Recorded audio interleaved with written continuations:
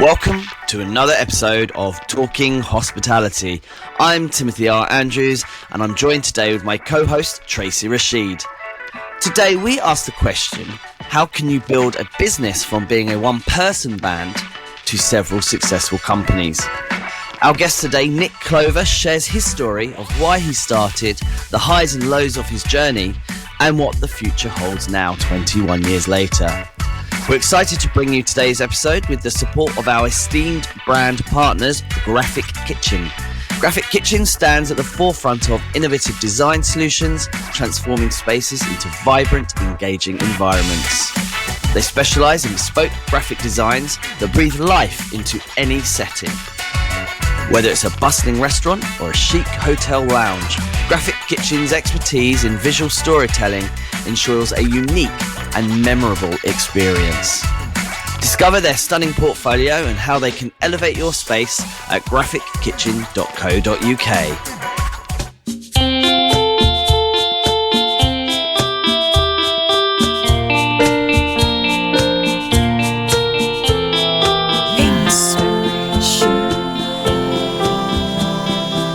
Welcome back, everybody. Thanks for joining us again. Today, we're diving into the world of hospitality with a very special guest, Nick Clover, the visionary behind Otolo, Appetite for Work, and HJUK. Nick, it's a pleasure to have you with us, and welcome to the show. So, Nick, you have built an impressive portfolio with Otolo, Appetite for Work, and HJUK. So let's start from the beginning. Please let us know what those businesses are and what they're all about, but also how did your journey in hospitality begin? So 14 years old, working in a pub, drawing some cash. Remember the time planning going to Glastonbury the following year. So pocket money is always helpful, right? And for the overall 60. So I started working in a pub, loved it. Hard work, local pub with a successful, busy kitchen. So the pans are coming thick and fast and got to kind of keep up. One of my fondest memories were working in that pub with the people I worked with as the young kid who just did it best. Why didn't you, at the age of 14, I wanted to be a pot wash? Well, if I didn't wash pots, I wouldn't have had any money. What? Well, to go to Glastonbury, also to, sort of 14 years old, to be able to go and see friends, for example. Basically, it was a good lesson in life. So to work for cash. My older brother worked in hospitality as well. Big inspiration. Don't know at the time if there was any association there. It was more just a case of, that's what I wanted to do. I might have been the first that actually worked in hospitality. Yeah. I think he had worked in another pub for a friend of the family doing similar thing, pot wash. Maybe that's followed suit. Yeah, but how did you go from a 14-year-old doing pot wash to Appetite for Work, HJUK, and Otolo? I got experience in the kitchen, got experience in the front of house, got experience in behind the bar, which is where I'm probably happiest. Throughout my sort of growing up, through studying at the university, and did a 18-month employment with a commercial recruitment business, which is fab. A lot of hard work, understanding why that garage needed a secretary, why the AA needed a accounts payable person in the team. So you just kind of put the pieces together in terms of what makes that business a business. So I didn't have that experience before. So that was great. Because of my passion for hospitality, I love it, and seeing Grace, who's 13 months older, and who'll thrive as a general manager, just thought, this is what I want to do. I just want to be talking to people who are more relatable to me, in terms of the people that I've known and worked with and friends. This is one thing that I'm quite proud of is I didn't have any candidates or any clients. Like my contact was there, if that makes sense. Like in terms of one or two restaurants, they weren't going to do it. So it was just getting out and making a game of it. So then recruiting in Bristol, so Birmingham, and then at the South Coast. It's kind of London didn't happen for quite a while. Really, it was more the areas that hadn't been covered by there was a lot of established businesses at the time who had that. So I wasn't that clever. Because I like to be on the road for a couple of hours and then to meet people, come back buzzing, find a couple of candidates, and this is the job centre. I didn't spend a penny on marketing for the first year because I didn't have any money. I had a couple of grand to keep me going for 3 months, and that's why I just wanted to. It sounds like you really jumped in just headfirst. Yeah, let's do it. Yeah. I had a friend actually that I was talking to about it, and she had a small commercial. So I sort of said, I'm thinking about this. I had a change in where I'm at the moment. It was the time to move on. The expectations based on my time without a resource was why I got a bit of a telling off, even though I massively delivered on the financial figures, and it was just the admin, the process behind it. Whoa, I got told off a lot that time. And it's sort of, hang on a minute, I've literally doubled the expectations of people working shifts and, hours of temps working. And so I thought, no, I'm going to move on. Speaking to a friend, I got a phone call from one of her consultants who said, hey, you're planning on setting up a recruitment company. I said, yeah, I need to get something in the yellow pages today. So I'm thinking something starting with A. She said, yeah, I heard that. What about appetite? And I was like, yeah, just yeah. So I popped down with a bunch of flowers and a box of chocolates and probably brought his wife to the office because it really meant something that she'd actually thought, didn't really know her, to phone up and say, what about that? So that's pretty cool. So I can't take credit for the name. And Appetite's sort of across two businesses now, work in recruitment, the permanent side, which is all about getting people, just giving them the best experience, understanding businesses, why they're the best business for that candidate and people. So, watching the team do it now to the same standard with the guys with a lot of experience or the guys with no experience is fantastic. When Jem, who I work with, joined at a dark time she didn't know it was dark, but I basically hit the recession, hadn't reacted quickly enough to the staffing and ended up face to back, I'd probably say, and just worked our way out of it. The question that Dad asked me was it worth it? It's like, yeah, because otherwise I'm going to destroy the brand forever and my own reputation. And it's, we all know that's key. They do a great job. They do put the candidate first. Yeah, over the phone, actually, which is against the grain. And that's really important because, the onboarding, when you join a new job, it's the next step in your career in an industry that's really underrated in terms of the respect levels. And the job they do take pride in and get a buzz as I did. When you've got that candidate, it's literally made their day. And it's really cool to hear that, so forget money, forget it's about people, yeah? That will happen if you're good. And the focus being the opposite from what I saw in that brief stint in the previous business to the way I see the guys operating now is just get the people right, give the right coaching, give the right amount of time to understand the business and to understand the candidate and just do a good job, really. And the buzz at the end of it is, you've made someone's day, right? What feels better than that? And you talk about hospitality, friends for life. Yeah, you can see those relationships happening on the supply side of the recruiters in the good businesses, and there's a few of them. So yeah, there's a golden thread with our guests, and it's very much that despite whatever you've been through, ups and downs, it's worth it. I think everyone has said it's worth it. Yeah. And it's fabulous. Yeah, and we're all really passionate about industry. The thing, there are these common themes that just keep coming through, and I don't know if it's because we're attracting the type of people, because that is those type of people. So I had this conversation with Lorraine Copes, and head of BIH at Big List of Hospitality, and Michelle Moreno recently. I know Michelle, Lorraine I've heard of, but yes, yeah. So, yeah, right. And so even when we went to the Operas this year, that was incredible because that was all about people in our industry. And everything that we're trying to change is to make it better for the people. Yes. Right? So that when they come to our industry, they've got jobs, they've got a profession that we're all proud of. Yes. But we want them to see the fun side. Of course, you have to work. But you have to work in any job if you really want to get somewhere, unless you're really lucky. Right? So to see that, I'm glad you pulled that out because it's great as well. Because having been a recruiter myself, I was always quite passionate. I mean, my company was called Learn, Train, Recruit. That's what we did, is we trained them up. Before we put them into work, we did like 10,000 people. We trained 10,000 people from scratch in 6 years. So that when they did their first job, they had some skill set. Right.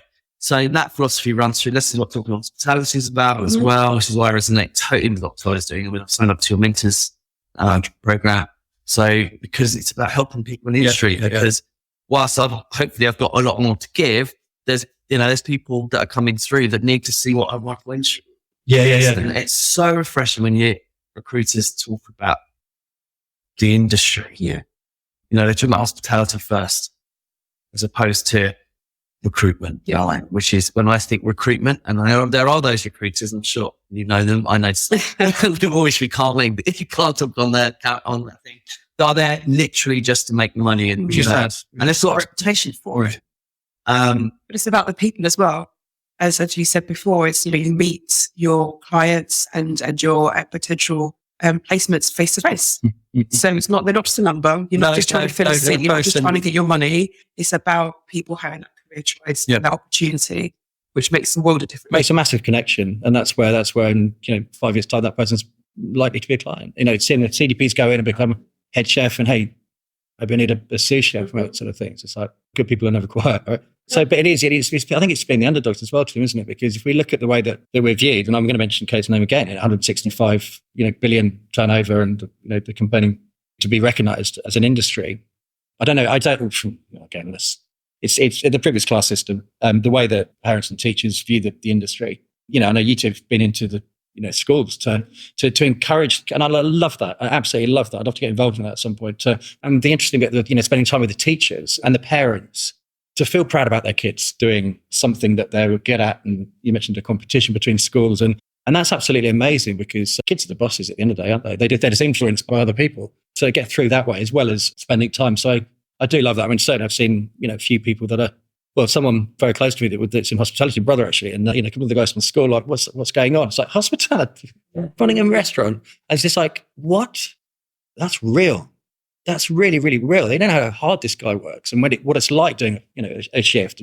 So, you should try it because it's great fun. Yeah, you might be frowned upon, but so what? Be the underdog. And look at the case studies in the industry and the encouragement of kids coming into it. They can be that person. So, I think we do know the challenges in the industry. We know that there's a big burnout. We know there's a drug and alcohol problem and people taking the wrong coping mechanisms. Because I believe that that's because it's easy.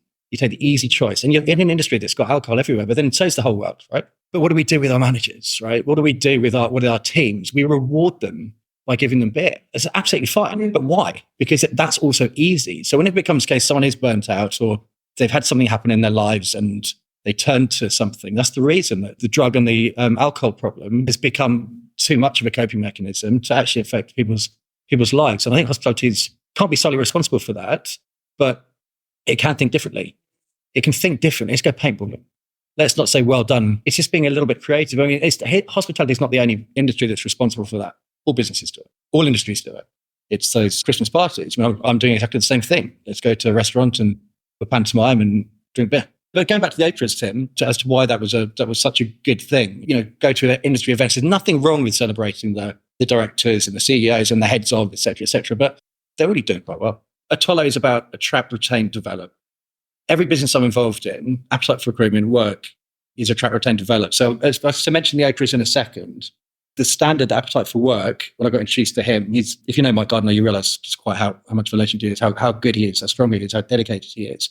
Part of that process, and his team is getting people into the shifts at Wembley, Twickenham and Ascot, whatever that might be, to earn some cash like I did when I was 14 years old, yeah? And he said, well, they probably need to be able for serving alcohol, yeah, fine. But ultimately, that first taster, if they've got a great experience, they know exactly where to go when they get there. They're not getting lost. They're not getting stressed. Okay, so right, so you go into those doors, you turn left, you turn right. There's going to be a stand there. Paul's going to be on the stand. And then he's going to give you this. You're going to come through. So you're already you're not stressed. And that would be the first time they've poured a pint. First time they've cleared a table. First time they've served a plate. Right? And so to have the whole experience, case of, well, surely there's responsibility there because if they've had a really bad experience, then they might not come back to the next shift, or they might not, in an ideal world, which I know has happened to a few people, fall in love with the job and actually then taking it as a career.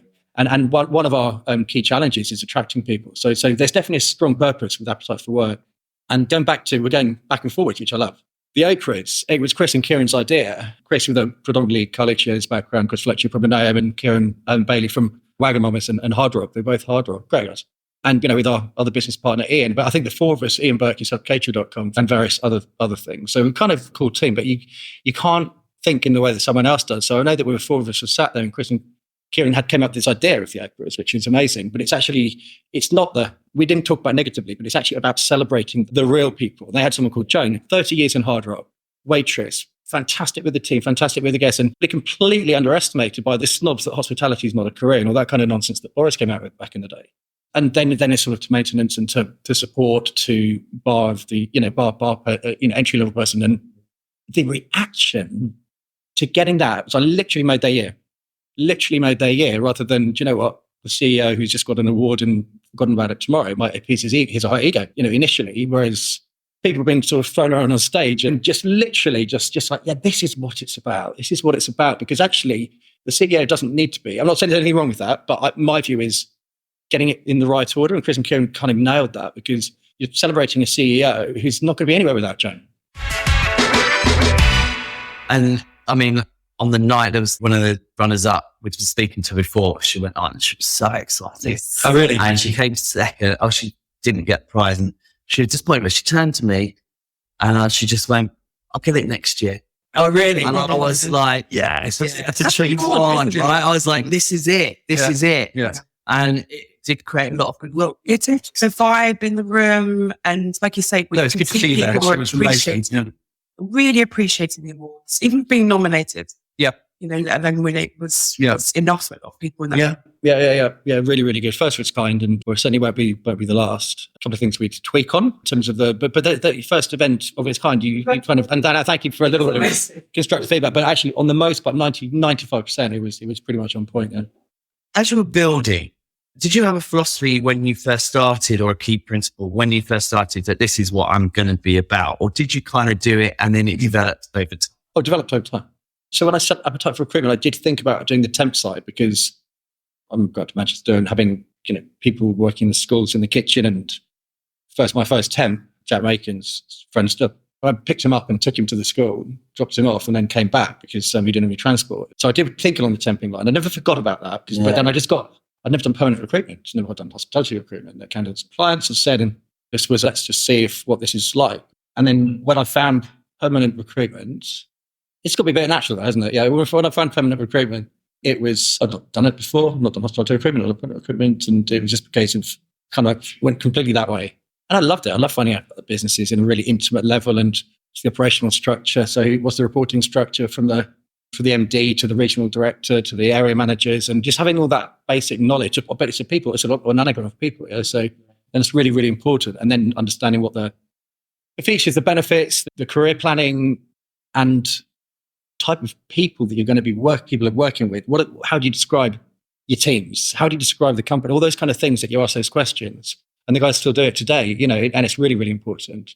And some digging deep, and that's just well, that's even not open yet, right? So getting that understanding as to why with this amazing candidate, and why is this an amazing candidate? Like, why is this person worth employing? Because we all know it's like £16,000 to train up a new manager, and then obviously look at the turnover of staff, so you can increase the retention of your teams, etc. So that person's got to be really, really good to be worth. Forget any fees attached to it to be given a job. So you've got to get to know them. That was my sole focus. And then to answer your question, no, it's been completely Appetite for Work. When I got introduced to Mike, that was in the back of my mind, but certainly was an opportunist. Actually, do you know what? Why don't we set up on the back of an established brand, a temping business? And with Mike's experience, it gone from strength to strength. It's amazing. HJ was completely fluke on the back of meeting Jordan, who had that business. I don't know if we've talked about this, to the point of threw any payment away. An amazing, lost their way. They're then going into, with support, to the hospitality industry. And so, wow, I'm lucky to be introduced to Greg early days, but really, really early days. And Dawn and I were paired up, and she had a job board and a recruitment agency. So sort of, actually, we teamed up, made the changes, we have to put a lot of money into a new website and all the systems and the planning behind it, and spent time then relaunched. But no, it was just coincidental that, you have a conversation, it sort of makes sense. And same with Otolo. I met Chris at an event, I think it was when Hayley was talking about delivering on the Hospitality Proud campaign.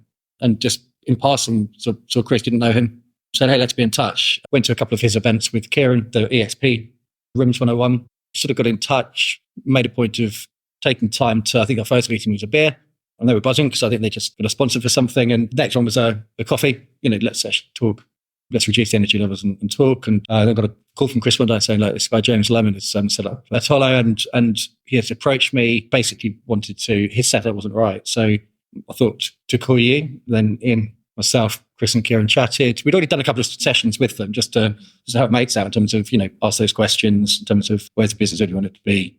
So we already knew each other, and then a fairly tight window to take on Otolo that was already set up. But when I read the Otolo, the reasoning behind it was just like, this is like looking in a mirror. You're talking, it's all the right things. It's about the mentoring and the importance of, how many people lived for so long without having a mentor. And Kieran said, you could insert, if there was just that time taken, and actually the industry culture, that's just one small aspect. It's about doing one small thing that makes a significant difference. And that's what we believe in it. That's why we got involved. And then obviously the training aspects and community is a plus, and being able to do the Oprahs.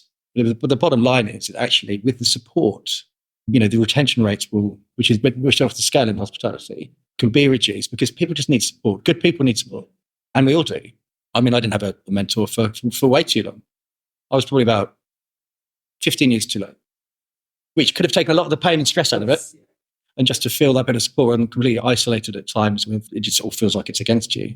And that proactivity of, competitors, etc. It's kind of all sort of set out on a limb here and just doing the trial and error, which is amazing because I think you have to have that drive, that energy. And actually, that was a good question before in terms of why, because I believe in this industry. I've seen people being broken by the industry. I've seen people being discouraged in the industry. Therefore, I'm very, very, very, very passionate about it. And to be able to do the cool stuff while being realistic, rose-tinted glasses and all that, but at the same time, the clue is in the tinted, not completely blanked out. Yeah? So with a realistic approach, I think that realistic approach is, there's things that are going to change and decisions people are making, on the, as you talked about drugs and alcohol and that easy support, which is the most even support, if abused. And, we know it's right. And I didn't realize this is me I'm going into it. So I was working with someone, he decided to go back into industry, we kept in touch, popped down and he was telling me story. And this is something that people will really resonate with. And I didn't realize that, so many businesses, and we're going to talk hospitality rights, I'll be real. Yeah. You're basically doing coke, having a shot of tequila to get yourself through the shift. What do you do after the shift? Oh, well, then the party starts. Right. Okay. Then you feel pretty. And what if something's going wrong in your life at that point? It might just be a party period of time for a while. But what happens if you have a bereavement in the family? What happens if you have a relationship breakup? At that point, it becomes a case of something that was fun becomes really something that's quite dark. And the balance is missed out on. So, as mentioned before, if companies can not always be rewarding with alcohol, but they can be actually doing sort of fun activities. I mean, the restaurant I was at, which is called the Mississippi Exchange in Guildford, amazing American quality style, people dancing on the tables at Christmas and stuff. We used to go and play football.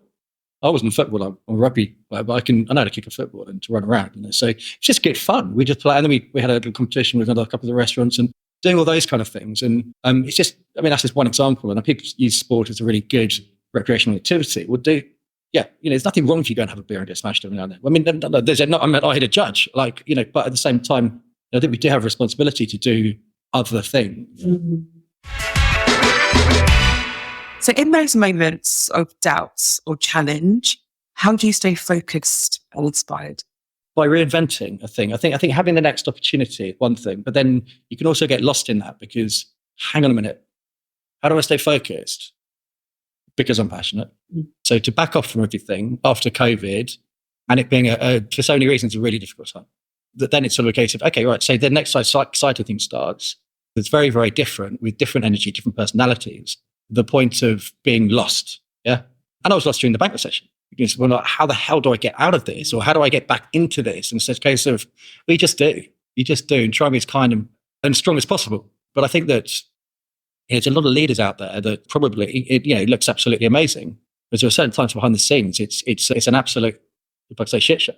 And you kind of, you hide that, you put your front up there and that's not actually healthy for a human being. So it's actually, we work with Hospitality Action and to be able to know everyone in the team. And I've used it, to phone up and get those conversations, those supporters conversations, which is really, really important. And I've got no embarrassment behind that at all. In fact, I think there are times where there's just too much going on. So to keep that motivation and drive, it's a case of, right, well then, okay, at that point, it's a case of what gets me out of bed in the morning? What do I want to do? And actually, I want to get out of bed in the morning now. If you'd asked me that question 2 months ago, I'm going to be really honest with you, all I'm doing in my head, right, at that time, all I'm doing in my head on certain days is thinking, shit, I've got to do that, shit, I've got to do that, I've got to do that. And all those things that's what you get out of bed. You get out of bed to do those things rather than sitting there thinking, playing in your mind. Then it affects your sleep pattern. Sleep's really, really important. All of the things that happen. I mean, luckily, I've got a strong enough support network to be able to come through to the point of, right, here we go, reinvention, the next stage. And I'm really, really excited about it. Did I enjoy certain times in my career? No. But I'm still here doing it. What key piece of advice would you offer to aspiring leaders in hospitality? Oh, good question. Okay, I'm going to go with 2 words twice: confidence and humility. I think getting that balance right. You don't be overconfident and then too not humble enough, because I think that's really, really key to be real and a good human being on that side. And if your confidence is taking a nobble, which it will with all of us, and I think that the character bit is being able to come through that on the other side, then I think the humility goes to an unequal level of overcompensation, which isn't good. And I think then the vulnerability and bravery are the other two words I'd use. And that might not make sense. I'll explain. The vulnerability is absolutely key, right? So we're human beings. And I think showing that vulnerability, genuine vulnerability, not in a way that's going to concern people, but in a way that is a case of it's okay to be a human being. Right? So forget all the other words from the past. It's okay not to be okay. I think it's okay to be a human being. And I think that for a leader is a lot more engaging than a fake facade, which is okay. So, what's wrong with? I'm not in that relationship. I don't quite know what it is. I think because if the vulnerability is not there sometimes. And the other word that I used at that time is fearlessness. So fearlessness is basically bravery. To show that vulnerability, I believe is fearless. But it's also then combines with the confidence to be able to say, I've got you. Yeah, I've got my role locked in to be approachable. And we said before, it's leaders are everywhere. Yeah, if it's a case of you're working a long shift and people are lagging in that energy you bring to pull people up, that's real leadership. More so than it is to sit in a boardroom. This is where you'll be quite authentic, because my first impression of you was I knew you were Beers and Peers. Yes, and it was Vicky. Vicky came over, Vicky Glover, and she came over and she was like, Nick wants to know if it's all right if he could speak with you. And I was like, why is he asking? And I was like, of course he can. He's like, really confused. I didn't know she'd said that. Yeah. I was like, of course. I was like, anyway, and then when I went over to you, I said, of course you're paying for the event essentially. And then it was like, you're like, yeah, but you're a podcaster, aren't you? And it was just so hard. It was just like so funny because like, Talking Hospitality is growing massive, like literally just booms and stuff. But we were kind of like just feeling away of what we wanted to come at that point. But for you to do that with such deference is quite rare, particularly in recruitment, I would say. So I was quite taken back by it in a really positive way. I was like, I was trying to go, of course it's all right. Like that shows you took your talk because you were just, you didn't just assume like we get now sometimes where people just come up to us because we're not celebrities, but they sort of think we are in their head. And they'll just come up to us like quite rudely sometimes, just expecting us to be available for them. Whereas, so it was quite, to see that was quite a comparison. So the bit of the story that Tim's missing out, because he did recite this story today, so I know all about this story. The bit that he's missing out is the fact that at the same time where you were asking if you could speak with him, in his mind, it's like, but you're Nick. Yeah. You're Nick and you've done this, this and this. So it was almost double-edged sword, and you both didn't realise you were feeling the same. Didn't realise that would make quite the impact. And Vicky really sweet to kind of hook us up, as it were. And that actually, I think that being a bit unassuming is quite important, I think, for a leader.